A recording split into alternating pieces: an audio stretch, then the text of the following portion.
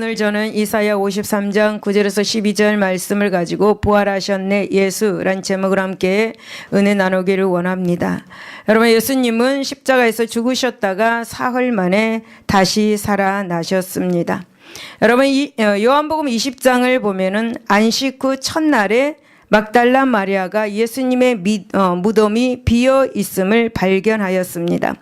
여러분, 예수님의 이 부활은 참으로 정말 중요한 것입니다. 왜냐하면 예수님의 부활에 대해서도 의심하는 사람들이 많이 있기 때문입니다. 그 당시 예수님의 부활을 어떤 사람은 예수님께서 실제 죽었던 것이 아니라 가상 상태에 있다가 다시 살아났다라고 그렇게 주장을 하는 사람도 있었습니다. 또 어떤 사람은 예수님의 시신을 제자들이 훔쳐간 후에 예수님께서 부활했다고 거짓을 주장하기도 합니다. 또 아리마대 요셉이 예수님의 시신을 장례 직후에 다른 곳으로 옮겨갔을 것이라고 주장하기도 합니다. 그러나 여러분, 예수님께서도 생전에 제자들에게 자신이 고난을 받고 죽으신 후에 제3일에 다시 살아나실 것을 거듭거듭 그렇게 말씀을 하셨습니다. 여러분, 예수님의 부활의 중요성은 우리의 신앙에서 절대적인 것을 기억하시기를 바랍니다. 예수님의 부활이 없었다면 우리에게는 아무런 소망도 없었을 것입니다. 그런데 예수님께서 십자가에서 고난을 당하시고 죽으셨다가 장사된 지 사흘 만에 죽음을 이기시고 무덤에서 살아나셨습니다. 여러분, 예수님은 당신의 말씀대로 다시 사셔서 당신의 무덤을 빈 무덤으로 만들어 주셨습니다. 여러분, 이것은 무슨 의미가 있겠습니까? 여러분, 그것은 장차 우리의 무덤도 빈 무덤으로 발견될 것이라는 그런 말씀입니다. 다시 말씀을 드리면 우리도 예수님과 같이 부활하게 될 것이다 라는 그런 말씀입니다. 여러분, 이것이 바로 우리 믿는 자의 소망입니다. 할렐루야. 예수님의 빈 무덤은 죽음을 정복하신 예수 그리스도의 승리인 것을 믿으시기 바랍니다. 여러분, 그렇습니다. 요한복음 11장 25절에서 예수님은 부활이요 생명이니 라고 그렇게 말씀합니다. 여러분, 예수님은 본질적으로 죽을 수 없는 분이십니다. 여러분, 예수님은 우리가 범죄한 것 때문에 내줌이 되고 우리를 의롭다 하시기 위해서 다시 살아나셨습니다. 우리의 죄값을 다 갚으신 후에는 무덤 문을 열고 부활하신 것입니다. 여러분, 예수님의 부활이 있었기에 우리가 전파하는 것도 믿음도 헛것이 되지 않는다는 사실을 기억하시기를 바랍니다. 여러분, 예수님께서는 부활하심으로 우리 모든 믿는 자들에게 영원한 산 소망을 주셨습니다. 할렐루야. 그렇다면 본문을 통해서 은혜를 나누고자 합니다. 첫 번째 본 부활은 한 번 죽어야 하는 우리들에게 소망의 위로를 주었습니다. 9절을 보면 그의 무덤이 악인들과 함께 있었으며 그가 죽은 후에 부자와 함께 있었도다 라고 그렇게 말씀을 하고 있습니다. 여러분, 이 말씀은 예수 그리스도께서 죽어서 무덤에 장사되실 것을 구약에서 예언을 한 말씀입니다. 그렇다면 여러분, 우리가 생각해 봅시다. 그것은 어째서 죄가 없으신 예수께서 무덤에 장사되셔야만 했는가? 여러분, 예수님은 하나님의 하나밖에 없는 외아들입니다. 그러한 예수님께서 왜 죽어서 무덤에 장사되실 수 있는 것인지, 여러분, 예수님은 하나님이십니다. 여러분, 하나님께서 죽어서 장사된다는 것은 상식적으로 여러분 이해하기 어려운 사실입니다. 하지만 여러분, 예수님은 분명 하나님의 아들, 곧 하나님이셨음에도 불구하고 죽어서 무덤에 장사되었습니다. 물론 여러분, 예수님은 하나님이셨기에 곧 결코 죽을 수 없는 분이기에 장사한 지 사흘 만에 다시 살아나셨습니다. 하지만 예수님은 죽을 수 없는 분으로서 분명 여러분 죽어서 장사되셨습니다. 여러분, 그렇다면 그리스도는 왜 죽을 수 없는 분인데 장사되신 것일까? 여러분, 이 질문은 정말 우리들에게 중요한 것입니다.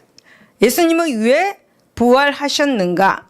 왜 죽을 수 없는 분인데 또 죽으셨는가? 이런 문제들은 정말 우리에게 굉장히 중요합니다. 여러분, 중요한지 그 중요한 이유는 먼저 바로 예수님께서 우리를 대속하시기 위해서 죽으셨음을 완전히 확증하셨기 때문입니다. 여러분, 예수님은 십자가에 달리시기 전 모진 고난을 다 감당해야 하셨고 실제로 죽으셨습니다. 믿으십니까? 여러분, 마태복음 27장 50절에 예수께서 다시 크게 소리 지르시고 영원히 떠나가시다. 마가복음 15장 37절에 예수께서 큰 소리를 지르시고 숨지시느니라. 죽었다라는 것을 말씀해 주고 있죠. 여러분, 성경은 이렇게 예수님의 완전한 죽음을 확증시켜 주었습니다. 확인시켜 주었습니다. 그런데 여러분, 이렇게 예수님께서 죽으시고 장사되신 데는 두 번째 중요한 이유가 있습니다. 그것은 바로 예수님을 믿는 성도들에게 소망을 주시기 위함입니다. 여러분, 인간은 다 죽습니다. 여러분, 예수님을 믿는 하나님의 자녀들도 다 죽습니다. 여러분, 인간의 죽음은 모든 것으로부터 단절되고 자신의 생명도 끝이라는 생각을 갖게 됩니다. 그리하여서 죽음은 성도들에게도 세상의 사람들에게도 공포와 두려움의 대상이 되었습니다.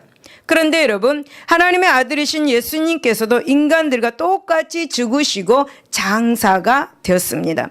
여러분, 인간들의 이 죽음의 최고의 두려움을 예수님께서도 함께 경험하셨습니다. 그렇습니다.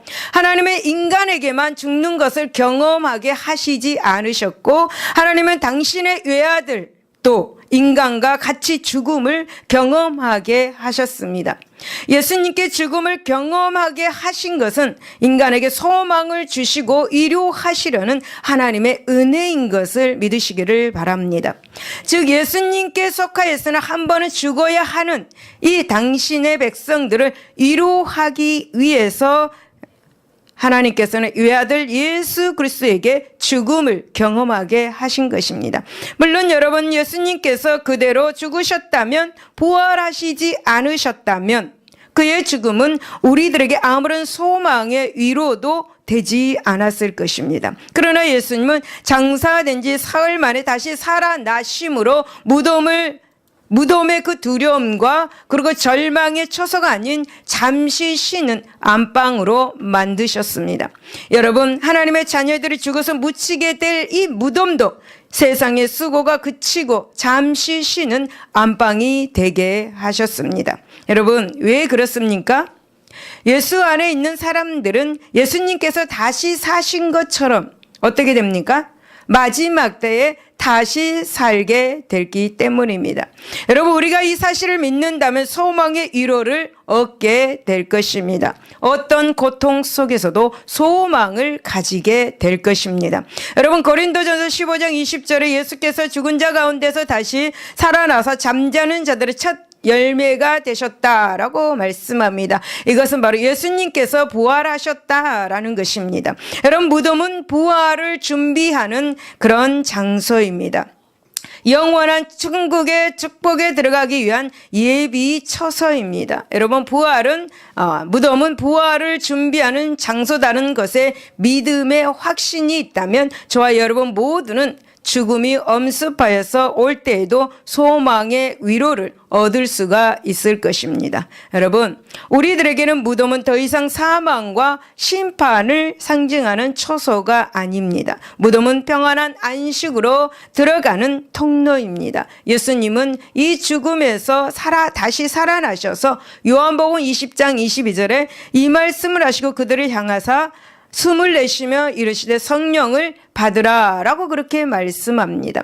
여러분, 성령을 통하여서 이 땅에 사는 동안에 우리 모두는 위로를 받으라 라고 그렇게 말씀합니다. 성령이 없이는 우리는 어디에서도 여러분 위로를 받을 수가 없는 것입니다. 여러분, 우리는 이 땅에서 힘든 고난의 삶을, 고통의 삶을 살아가고 있습니다. 그러나 여러분, 우리는 하나님께서 예비하신 처소가 있습니다. 그러므로 우리는 성령께서 함께 하심으로 절망과 낙담에 사로잡히지 말고 소망과 위로를 안고 살아가시기를 예수 이름으로 축원을 드립니다. 두 번째, 예수님은 우리를 위해서 죽으시고 다시 사셨습니다. 10절에 보면 그의 영혼을 속건 제물로 드리기에 이르면 그가 씨를 보게 되며 그의 날은 길 것이다 라고 그렇게 말씀합니다. 여러분, 그의 영혼을 속건 제물로 드리기에 이르며 그의 날은 길 것이라고 이렇게 말씀하고 있죠. 그의 영혼을 속건 제물로 드리기에 이르면, 이 말씀은 바로 예수 그리스도께서 십자가에서 대속적 죽음에 대한 예언의 말씀입니다. 다시 말씀을 들으면 예수님께서 자신을 죄의 대가를 치르는 희생을 드리게 된다라는 것을 예언하게 된 거죠. 그러면 지금 신약에 와서 그 일이 이루어진 것입니다. 여러분, 일반적으로 대속 희생과 용서를 나타낼 때는 속건 제물이라고 표현합니다. 이 속건 제물이란 말을 쓰는 것은 예수님께서 죄에 대해 대가를 지불한 것을 강조하기 위해서 속건 제물이라고 이렇게 표현을 하는 것입니다. 여러분, 그렇다면 본문에서 예수님의 대속의 결과는 무엇이라고 말씀을 하고 있습니까? 그것은 바로 그 씨를 보게 된다는 것과 그의 날이 길게 될 것이라 라는 것입니다. 여러분, 예수님의 십자가에서 대속 희생의 결과는 그 씨를 보게 된다라고 그렇게 그 말씀에 한번 우리가 집중해 봅시다. 여러분, 씨란 무엇입니까? 씨. 여러분, 씨라고 말하면 무엇인가? 바로 성경에서는 후손을 말하고 있습니다. 그렇다면 씨를 보게 된다는 것은 무엇일까요? 후손을 보게 될 것이다 라는 것입니다. 그렇습니다. 여러분, 예수님의 십자가 희생은 생명이 사라지고 마는 그런 죽음이 아니었습니다. 예수님의 이 죽음은 후손을 얻기 위한 죽음이었습니다. 우리는 예수님의 이 십자가의 대속의 후손이 되었습니다. 하나님의 자녀가 되었습니다. 여러분, 예수님은 요한복음 12장 24절에 한 알의 밀이 땅에 떨어져 죽지 않냐면 한 알 그대로 있고 죽으면 많은 열매를 맺는다고 말씀합니다. 여러분, 이 말씀 바로 자신의 죽음에 대해서 말씀하시고 자신이 죽음으로 후손이라는 열매를 맺는다라는 그런 말씀입니다. 여러분, 예수님의 이 죽음은 생명의 열매인 하나님의 그 자녀들을 얻기 위해서 죽음이었다라는 사실을 이 말씀에서 우리는 알 수가 있습니다. 여러분, 만약 예수님께서 그대로 무덤에 죽어 있었다면 많은 후손들을 얻을 수가 없었을 것입니다. 여러분, 후손들을 절대로 얻을 수 없을 것입니다. 예수님께서 다시 사시지 않았다면 예수님을 따르는 사람들도 다시 살지 못합니다. 예수님께서 죽으시고 다시 사시지 않았다면 예수님은 결단코 그 씨, 즉 후손을 볼 수 없었을 것입니다. 그러므로 여러분, 예수님은 당신의 그 후손을 얻기 위하여 죽으셨다가 다시 사셨습니다. 여러분, 고린도전서 15장 13절을 보면 만일 죽은 자의 부활이 없으면 그리스도도 다시 살아나지 못하였을 것이다 라고 그렇게 말씀합니다. 그렇습니다. 여러분, 예수님의 부활하심은 그의 씨, 즉 후손을 보기 위하여 필연적인 일이다 라고 그렇게 볼 수 있습니다. 여러분, 씨를 본다는 것은 예수님이 살아있다라는 그런 증거이죠. 산자만이 볼 수 있다라는 것을 알 수가 있습니다. 그러므로 여러분, 참으로 예수님은 우리를 위하여 죽으셨고 또한 우리를 위하여 사셨습니다. 그런데 여러분, 오늘날 소위 그리스도인이라 하는 사람들 중에는 이 예수님의 부활을 부인하는 자들이 많이 있습니다. 초대교회 당시 그들은 고린도전서 15장에 보면 죽은 자의 부활이란 있을 수가 없다라고 그렇게 주장을 하였습니다. 고린도전서 15장 19절에 보면 예수님께서 부활하시지 않았다면 예수님의 죽으심을 믿고 부활을 소망하여 사는 우리들은 세상에서 가장 불쌍한 사람이다라고 그렇게 말씀하고 있습니다. 그러나 여러분, 예수님의 부활은 성경에서 말씀하셨듯이 분명한 사실인 것을 믿으시기를 바랍니다. 할렐루야. 여러분, 바울은 왜 고린도전서에서 왜 예수님의 부활이 없었다면 불쌍한 사람이라고 그렇게 말씀을 하고 있을까요? 여러분, 세상 사람들은 어떻습니까? 여러분, 세상 사람들은 자기가 하고 싶은 거 다 하고 삽니다. 내가 하고 싶은 거, 하나님의 말씀에 거역되는 거, 그 모든 것을 하고 싶은 일, 온갖 일과 자신들이 하고 싶은 일들을 다 하고 살아갑니다. 그러나 여러분, 우리 성도들은 어떻게 살아가고 있습니까? 여러분, 하고 싶은 것도 하지 못하고 살아갑니다. 여러분, 우리들은 부활을 소망한다는 그 이유로 어떻게 살아가고 있습니까? 악한 세상 가운데서 핍박과 고난까지 감수하면서 살아갑니다.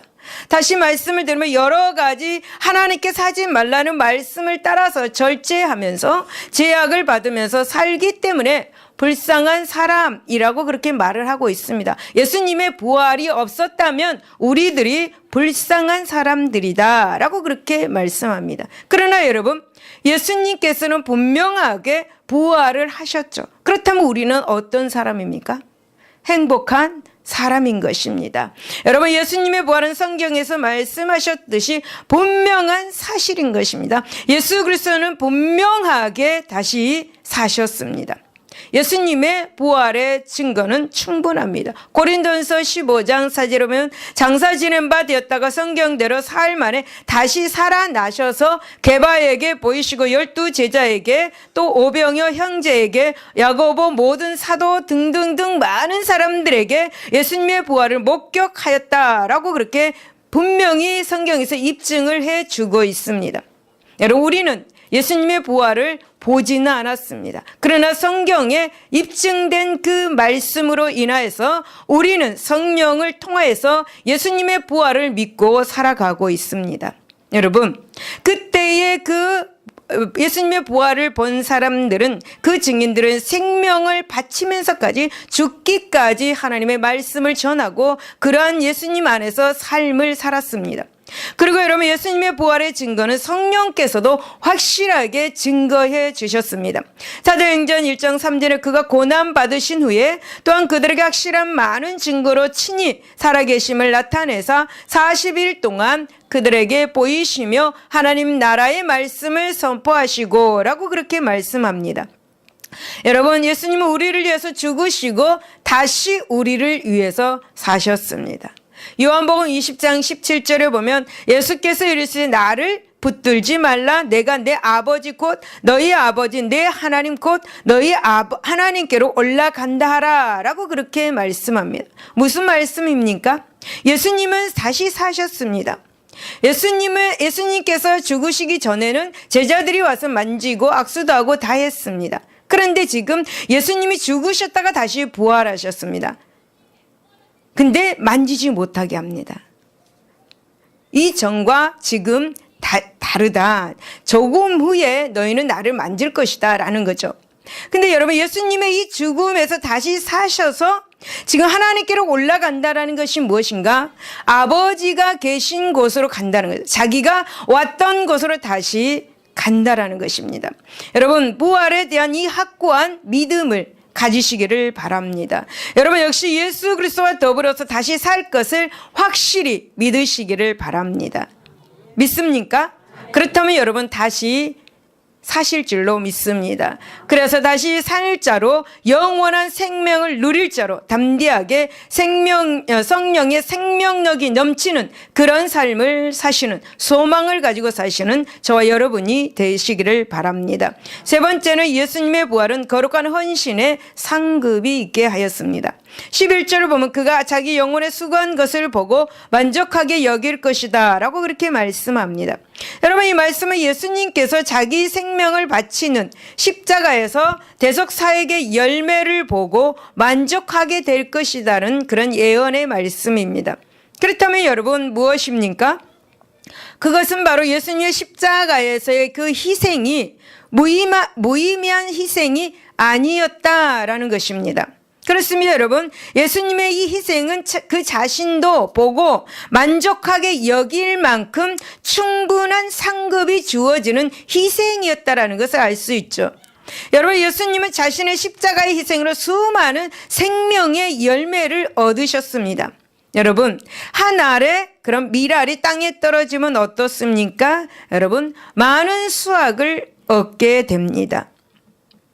예수님의 그 희생도 많은 영혼으로 생명의 그 열매로 맺게 되었습니다. 여러분, 예수님께서 십자가 대속의 사역은 지금도 곳곳에서 많은 생명이 구원의 열매를 맺고 있습니다. 이러한 현상은 예수님이 다시 오셔서 추수하시는 그날까지 계속해서 이어지게 될 것입니다. 우리들을 통하여서 하나님의 그 추수하는 그날까지 이 전도는 계속 이루어져야 될 줄로 믿습니다.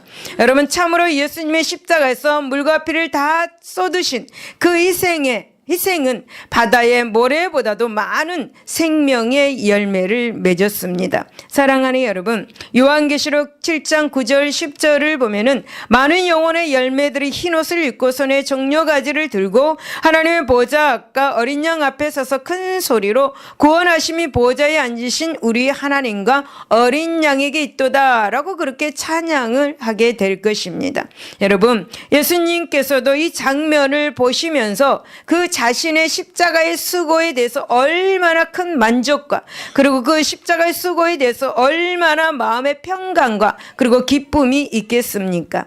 여러분, 예수님의 이 만족을 바라보면서 자신의 생명을 바치는 그 수고를 마다하시지 않았습니다. 십자가의 그 수고를 기꺼이 감내하셨습니다. 여러분, 그렇다면 이러한 상급은 예수님께만 주어지는가? 그렇지 않습니다.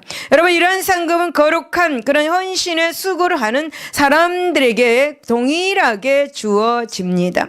여러분, 예수님은 우리 그리스도인들의 모범이 되십니다. 그의 십자가의 그 죽음도 그의 다시 사심도 다 장차 우리들에게 일어날 일인 것을 믿으시기를 바랍니다.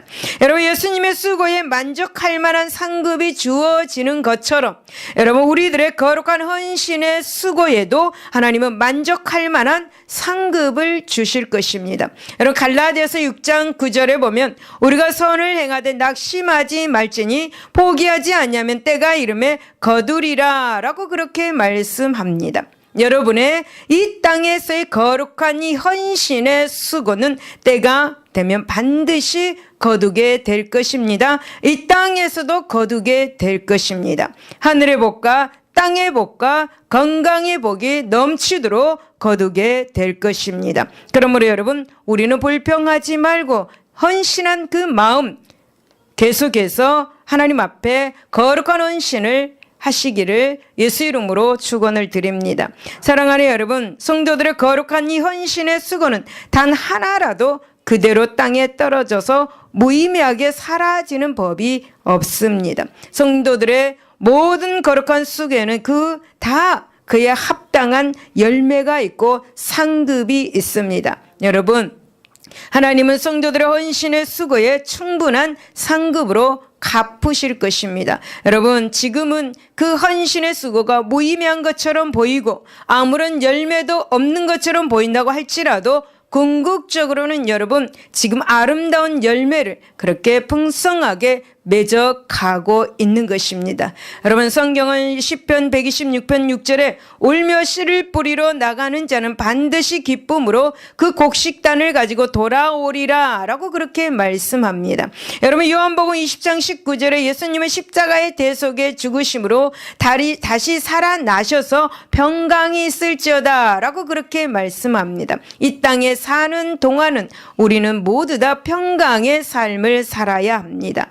여러분, 제자들이 두려워하는 것처럼 우리 인생도 이 땅을 살아가다 보면은 두려움과 그리고 고통의 삶을 살아갑니다. 그래서 예수님은 우리에게 평강의 상급을 주시기 위해서 다시 살아나신 것입니다. 할렐루야. 여러분, 지금은 힘들고 괴로운 눈물의 그런 헌신의 수고가 반드시 아름다운 상급으로 여러분에게 돌아올 것을 믿으시기를 바랍니다. 여러분, 고린도전서 15장 58절에 보면 너희 수고가 주 안에서 헛되지 않은 줄을 알미라. 할렐루야. 여러분, 그리스도와 같이 기쁘게 하나님께서 맡기신 일, 축복되고 영광스러운 일을 위해서 우리 모두는 의로운 수고를 감당해 내시기를 바랍니다. 여러분, 고린도전서 15장 41절을 보면 해의 영광이 다르고 달의 영광이 다르며 별의 영광도 다른데 별과 별의 영광이 다르다라고 그렇게 말씀합니다. 그러므로 여러분, 저와 여러분의 인내로 그 모든 수고에 헌신의 수고를 다 감당하고 마치게 되는 그날, 하나님은 저와 여러분에게 하늘의 축복으로 만족할 만한 상급을 베풀어 주실 것입니다. 이 상급을 주시기 위해서 예수님은 죽은 지 사흘 만에 다시 부활하신 것입니다. 믿으시기를 바랍니다. 네 번째, 예수님의 부활은 우리에게 천국의 기업을 주셨습니다. 12절에 보면 내가 그에게 존귀한 자와 함께 몫을 받게 하며 강한 자와 함께 탈취한 것을 나누게 하리니 라고 그렇게 말씀합니다. 여러분, 이 말씀은 예수님께서 십자가 대속과 부활을 통하여서 죄와 사망 권세를 정복한 후에 얻게 될 영광을 예언하고 있습니다. 여러분, 세상의 정복자 들이 누리는 영광에 빗대어서 지금 말씀하고 있습니다. 여러분, 세상의 정복자들은 다른 나라를 정복한 후에 그 전리품을 자기와 함께 한 자들과 나누었습니다. 여러분, 여기에서 존귀한 자나 강한 자는 왕을 따르는 장수나 용사를 말하고 있습니다. 다시 말씀을 드리면 예수님을 따르는 믿음의 용사들인 우리 성도들을 말하고 있습니다. 그리고 여러분, 여기에서 몫을 받게 하며 라고 말하는데 이 말씀은 바로 기업을 분배하는 것을 의미하고 있습니다. 그러므로 존귀한 자와 함께 몫을 나눈다는 것은 예수님께서 하나님의 자녀들과 하나님의 나라를 함께 나누게 될 것이다 라는 그런 말씀을 의미하고 있습니다. 그러니까 우리가 기업을 분배받을 수 있다라는 것이죠. 그렇다면 여러분, 우리가 하나님의 나라를 기업으로 얻기 위해서 해야 할 것이 무엇인가? 여러분, 우리는 원래 구원에 대해서 절대 무능한 사람들이었습니다. 여러분, 하나님 나라를 기업으로 차지하기 위해서 우리가 할 수 있는 일은 아무것도 없었습니다.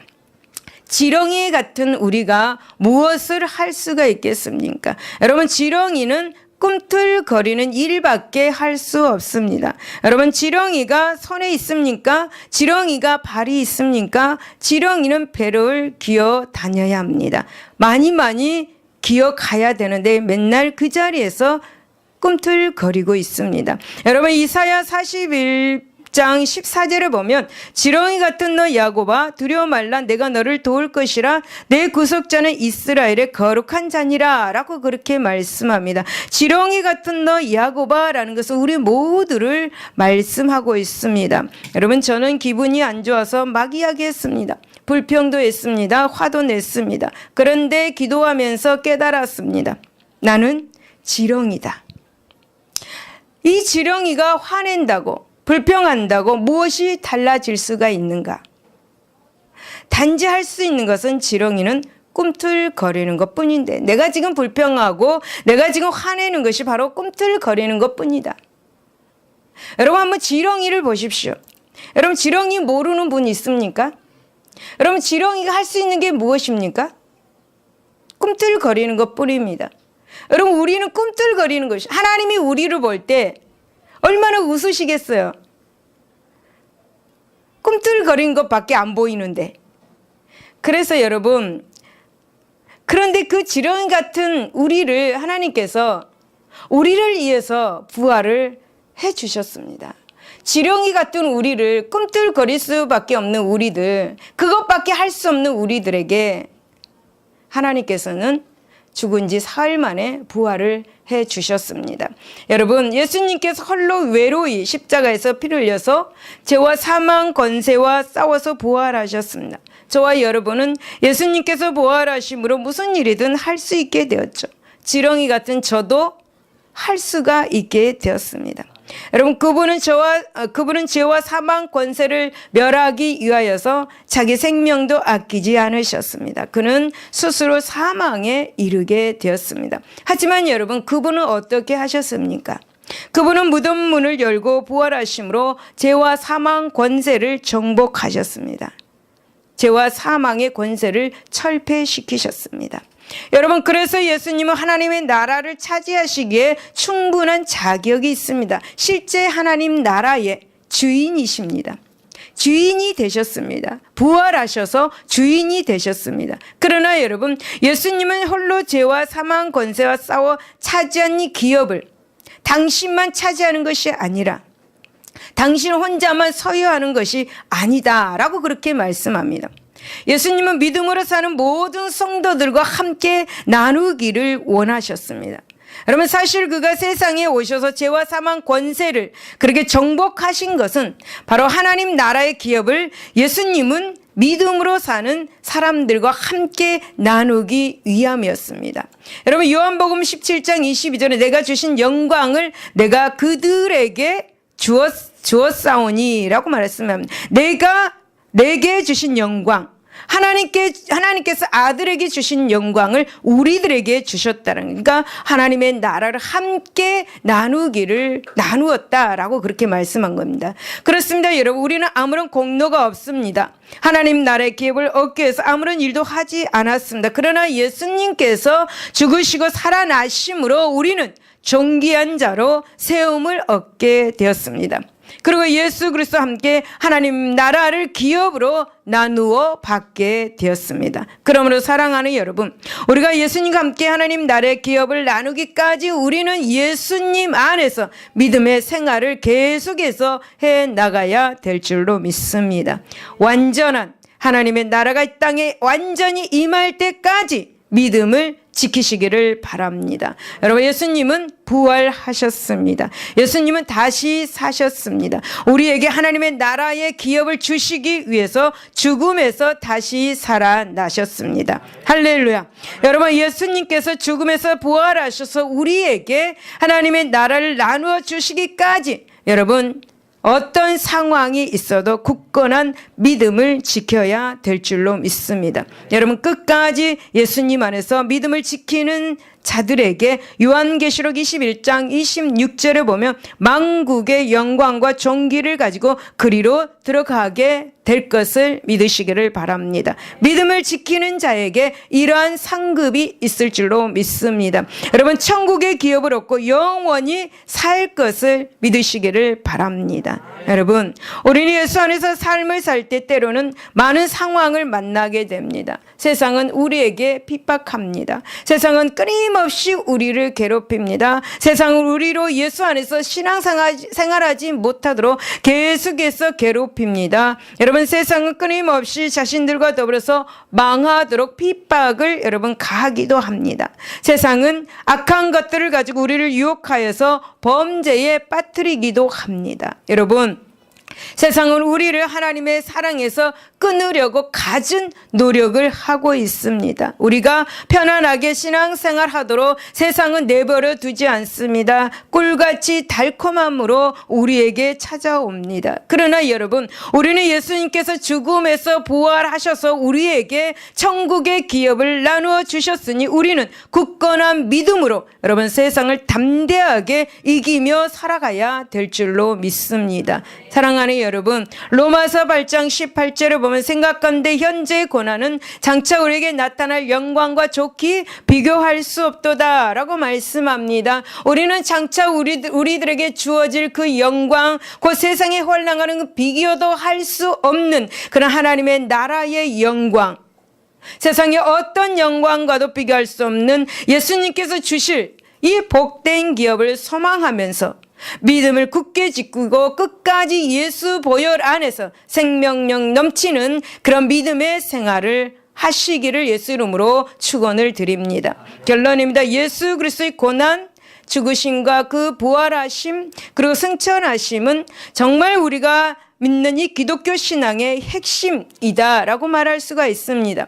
여러분, 그것은 소망 없는 우리로 하여금 소망을 주셨기 때문입니다. 소망을 갖게 하였기 때문입니다. 죄악의 때로 얼룩진 이 우리의 삶을 눈보다 희게 깨끗하게 씻겨 주었습니다. 굳어진 여러분 우리의 마음, 이기적인 이 우리의 삶을 부드럽고 따뜻하게 만들어 주었습니다. 시기와 그 질투, 미움, 그 분노로 가득 찬 우리의 눈을 감사와 감격으로, 이해의 눈으로, 사랑의 눈으로, 관용의 눈으로 그렇게 바꿔 주셨습니다. 우리가 무엇을 위해 살아야 할지 모르는 이 방향을 여러분, 상실한 험한 이 인생들, 그 결국 죽음만을 향해서 치닫는 이 절망적인 우리 삶의 자리에 찾아오셔서 무엇을 위해서 살아야 할지, 즉 죽음 이후에 부활이 있음을 가르치시면서 소망으로 가득한 삶을 살게 해 주셨습니다. 그러므로 사랑하는 여러분, 십자가의 고난, 부활의 영광으로 예수님의 크신 사랑과 그 은혜를 인하여서 우리는 긍휼과 자비를 힘입어서 미래를 기대하면서 부활과 영원을 소망하며 삶을 사시기를 예수 이름으로 축원을 드립니다. 기도하겠습니다.